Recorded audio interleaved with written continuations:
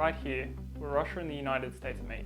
Now, these two aren't the best of friends by any means, but when I think of Russia and the United States, I think of Moscow and Washington DC, these two great capitals separated by vast land and ocean borders. But strictly speaking, that's not correct. All you have to do is just open up Google Maps and you can see that Alaska and the far east of Russia are only separated by a small border. And when you look even closer than this, you see these two small islands, the Diomede Islands, with big belonging to Russia and little belonging to the United States. But wait, hang on. We never hear about them, they're so close together. What's going on? Let's explore.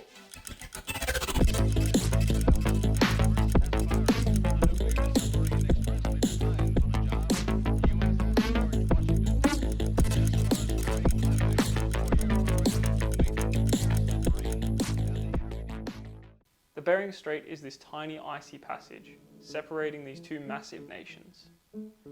And in a stretch of sea, only 55 miles apart, you have Siberia of the Chukotka Peninsula and Alaska with the Seward Peninsula.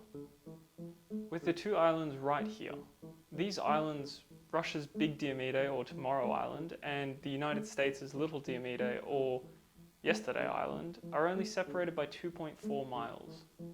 Sitting here on the international dateline, basically the border which separates which day it is. If you're standing on Little Diomede, all you have to do is look to the west, and you're looking at Big Diomede, and into the future, kind of. But these islands aren't just where these two countries border each other. But the Bering Strait, which averages a depth of 160 feet, was once an icy bridge, Beringia, stretching over 600 miles connecting Asia to North America. And what do we do on a bridge? We cross it, and oh, did we?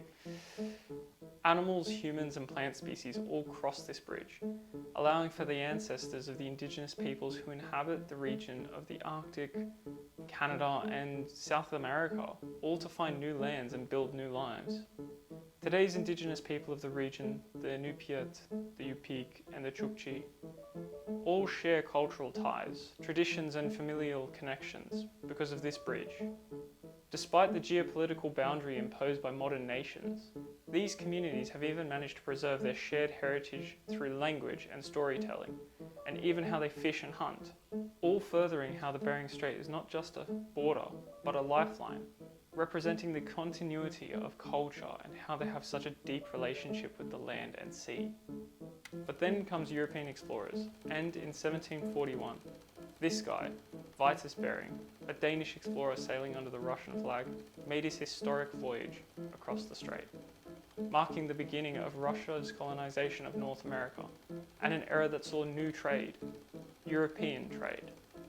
Alaska was now colonized and under the Russian flag, and Russian fur traders established new settlements along the Alaskan coastline.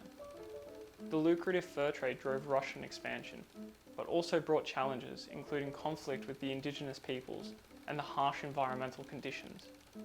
However, despite these obstacles, Russia's America remained a significant outpost for the empire until 1986, when the United States would purchase the Alaskan territory from Russia for $7.2 million. With General Rousseau reporting, "Sir, I am honored to report to receive the formal transfer of the Alaskan territory." This was actually mocked at the time and viewed as a waste of money, being titled Seaward's Folly. Alaska at the time was viewed as this barren wasteland that had nothing to really produce. But Alaska's vast resources, including gold, oil and fisheries, would go on to provide strategic value for America. And if you think of it, for Russia at the time, this made sense. It was a practical decision.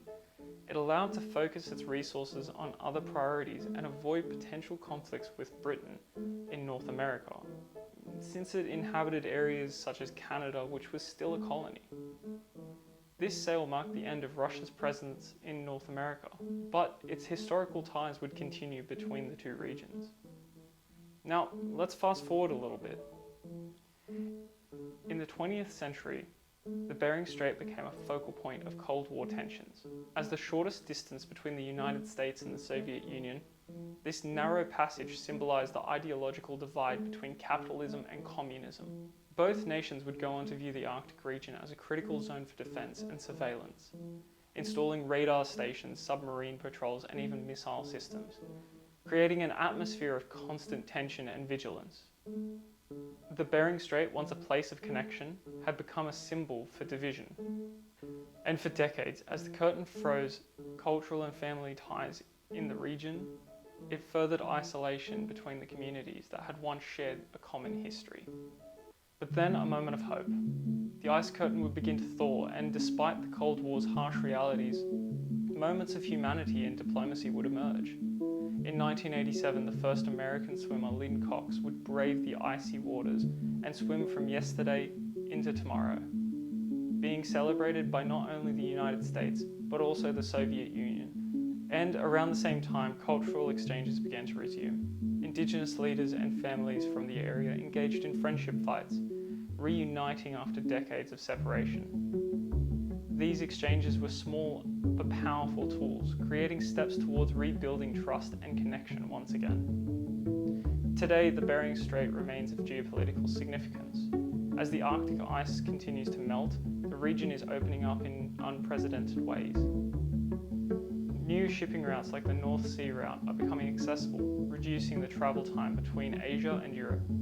For Russia and the United States, the Arctic offers both opportunities and challenges.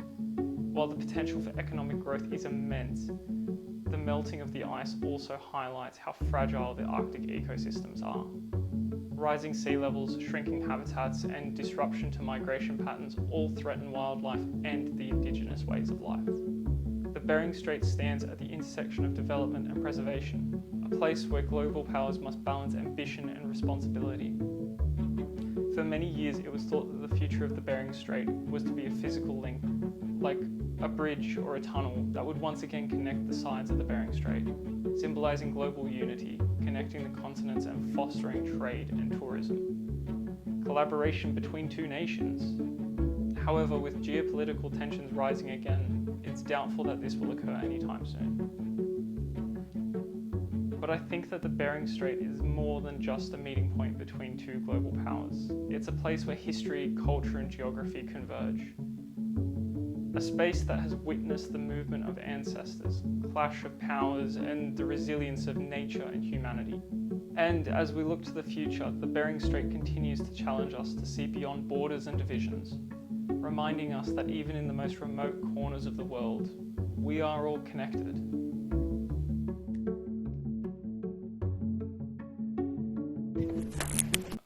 So guys, I appreciate you for watching the content. If you liked it, please like, subscribe. I mean, even some healthy conversation down in the comments really helps. I'll be posting once weekly, roughly, depending on how my schedule goes. And yeah, I hope to see you in the future. Thanks.